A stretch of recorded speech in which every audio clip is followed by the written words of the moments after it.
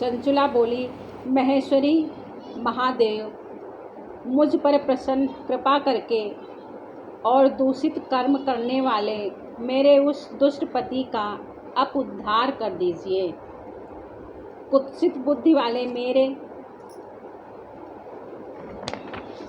मेरे उस पापात्मा पति को किसी उपाय से उत्तम गति प्राप्त हो सकती है, यह शीघ्र बताइए। आपको नमस्कार है।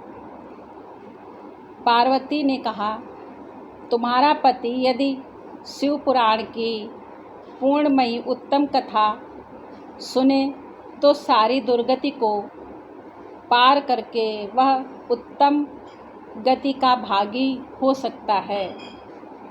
अमृत के समान मधुर अक्षरों से युक्त गौरी देवी का यह वचन आदरपूर्वक सुनकर चंचुला ने हाथ जोड़कर मस्तक झुकाकर उन्हें बारंबार प्रणाम किया और अपने पति के समस्त पापों की शुद्धि तथा उत्तम गति की प्राप्ति के लिए पार्वती देवी से प्रार्थना की कि मेरे पति को शिव पुराण सुनने की व्यवस्था होनी चाहिए।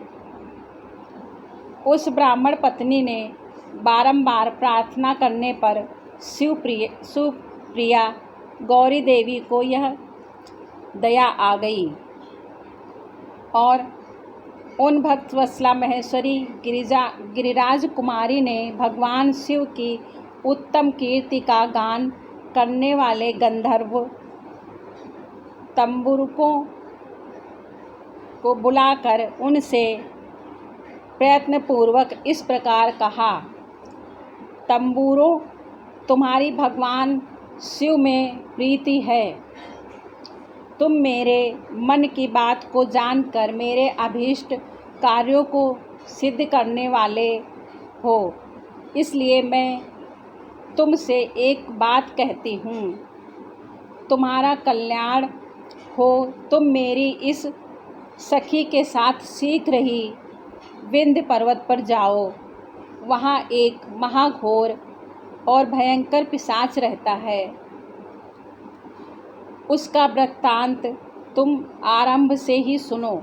मैं तुमसे प्रयत्नपूर्वक सब कुछ बताती हूँ।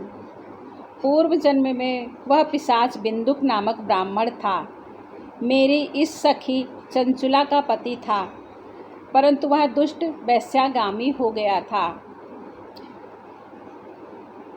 स्नान, संध्या आदि नित्य कर्म छोड़कर अपवित्र रहने लगा। क्रोध के कारण उसकी बुद्धि पर मूढ़ता छा गई थी। वह कर्तव्य विमूढ़ हो गया, विवेक की हीन हो गया था। भक्षण, सज्जनों से द्वेष और दूषित वस्तुओं का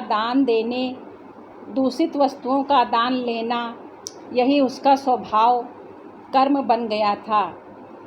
वह अस्त्र शस्त्र लेकर हिंसा करता, बाएं हाथ से खाता, दीनों को सताता और क्रूरतापूर्वक पराये घरों में आग लगा देता था।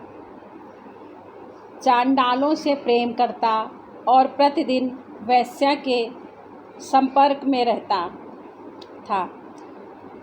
बड़ा दुष्ट था। वह पापी अपनी पत्नी का परित्याग करके दुष्टों के संग ही आनंद मनाता था। वह मृत्यु पर्यंत दुराचार में ही फंसा रहा। फिर अंतकाल आने पर उसकी मृत्यु हो गई। वह पापियों के भोग स्थान घोर यमपुरी में गया और वहाँ बहुत से नरकों का उपभोग करके वह दुष्टात्मा जीव इस प्रकार विंध्य पर्वत पर पिशाच बना हुआ है। वहाँ वह दुष्ट पिशाच अपने पापों का फल भोग रहा है। तुम उसके आगे यत्नपूर्वक शिव पुराण की उस दिव्य कथा का प्रवचन करो।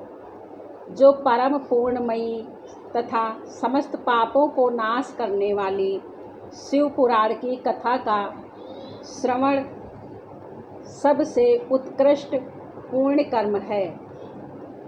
उससे उसका हृदय शीघ्र ही समस्त पापों से शुद्ध हो जाएगा और वह प्रेत योनि परित्याग कर देगा। उस दुर्गति से मुक्त होने पर बिंदुक नामक पिशाच को मेरी आज्ञा से विमान पर बैठाकर तुम भगवान शिव के समीप ले आओ। ओम नमः शिवाय, ओम नमः शिवाय। जय जय भोले शंकर, जय हो। हर हर महादेव।